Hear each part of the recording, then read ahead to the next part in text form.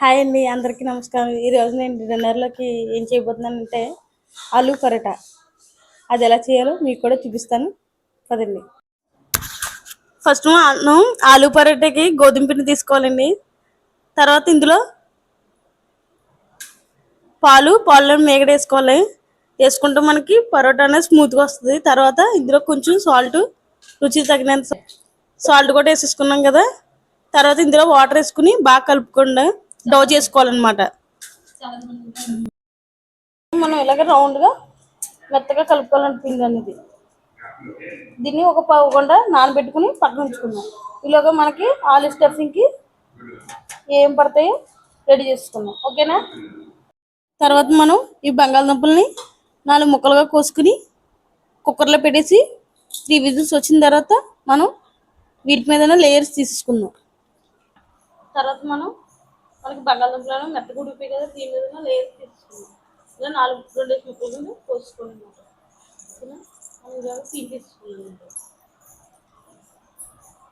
First మనం పెనం పెట్టుకుని స్టఫింగ్కి ఇందులో కొంచెం ఆయిల్ వేసుకోవాలి.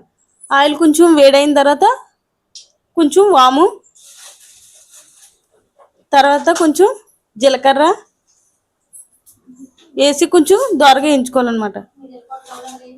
ఈ కొంచెం దోరగా వేగిన తర్వాత ఇందులో మనం ముందుగా కట్ చేసుకున్నాం కదా ఆనియన్స్ కూడా వేసేసుకుందాం.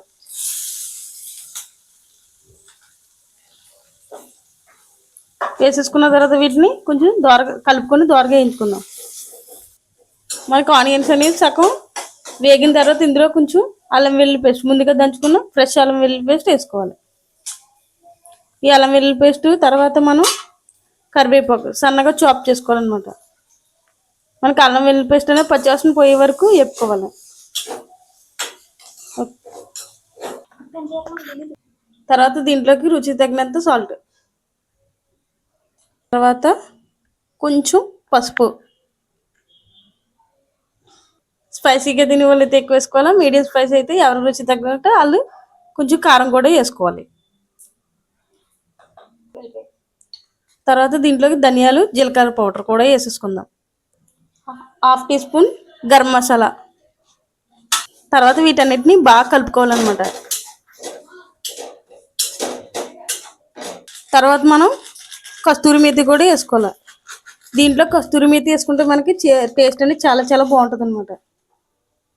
మెయిన్ ఇంగ్రీడియంట్ కస్తూరి మేతి వేయడం వల్ల టేస్ట్ అనేది ఎన్హాన్స్ అవుతుంది దీంట్లోకి.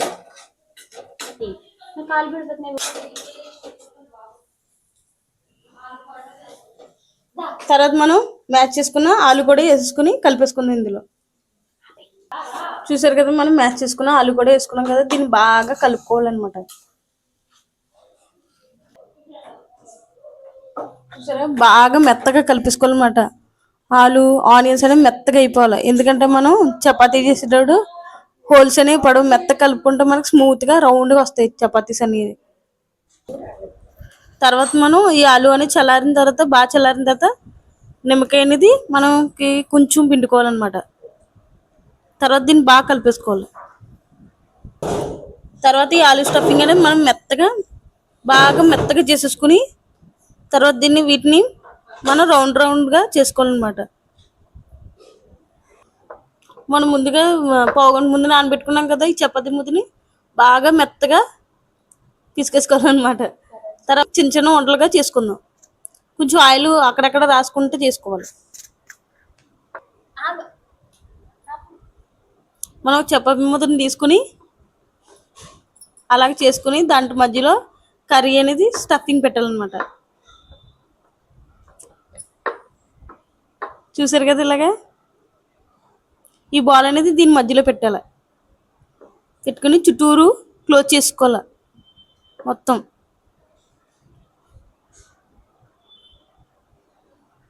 వీడియోలో నేను చూపించిన విధంగా ఇలాగ దగ్గరికి క్లోజ్ చేసుకోండి. ఎక్స్ట్రా వచ్చిన పిన్ని మనం తీసేద్దాం. తర్వాత దీన్ని బాగా రౌండ్గా చేసుకుని మనం మొత్తాన్ని ఎక్కడ బ్రేక్ అవ్వకుండా చపాతీలాగా చేసేసుకోవాలి. మనం పొడిపిండి జల్లుకొని దీన్ని ఎక్కడ బ్రేక్ అవ్వకుండా రౌండ్గా చపాతీ అనేది చేసుకోవాలి.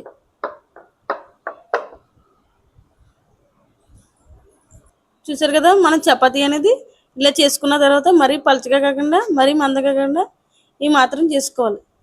చేసుకున్న తర్వాత మనం కలిచేసుకుందాం. తర్వాత మనం ఈ రేకు పెట్టేసి హీట్ అయిన తర్వాత మనం చేసుకున్న పరాటాని వేసేసుకుందాం. చూసారు కదా, తర్వాత కొంచెం ఆయిల్ వేసుకోవాలి. మనకి పరాటాకి అనేది ఆయిల్ ఎంతో పడదులేండి, కర్రీలోకి కాల్చినప్పుడు కొంచెం వేసుకుందాం. మనం ఇలా దోరగా కాల్చుకోవాలన్నమాట రెండు వైపులను. ఆయిల్ అనేది బార్డర్స్కి వేసుకుంటే మనకి క్రిస్పీగా వస్తుంది. అలాగే మనం లైట్ బ్రౌన్, గోల్డెన్ బ్రౌన్ కలర్లో వచ్చేదాకా కాల్చుకోవాలి. చూసారు కదా, మనకి పరాటా అనేది బాగా గోల్డెన్ బ్రౌన్ వచ్చేదాకా కాల్చేసుకున్నాం కదా. ఈసారి మనకి పరాటా అనేది రెడీ అయిపోయింది. దీన్ని సర్వ్ చేసేసుకుందాం. మనకి ఆలు పరాటా అనేది రెడీ అయిపోయింది. దీనికి కాంబినేషన్ మనకి రైతా అనమాట. టేస్ట్ చూసి ఎలా ఉంది చెప్తాను మీకు. టేస్ట్ అయితే చాలా బాగుంది. మీరు కూడా ఇంట్లో ట్రై చేసి ఎలా ఉందో నాకు కామెంట్ సెక్షన్లో కామెంట్ పెట్టండి.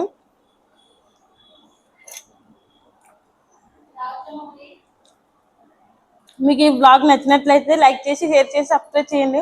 అలాగే రాంబాబు గారు అమ్మాయి ఛానల్ని సబ్స్క్రైబ్ చేయడం మర్చిపోకండి. Thank you, bye bye.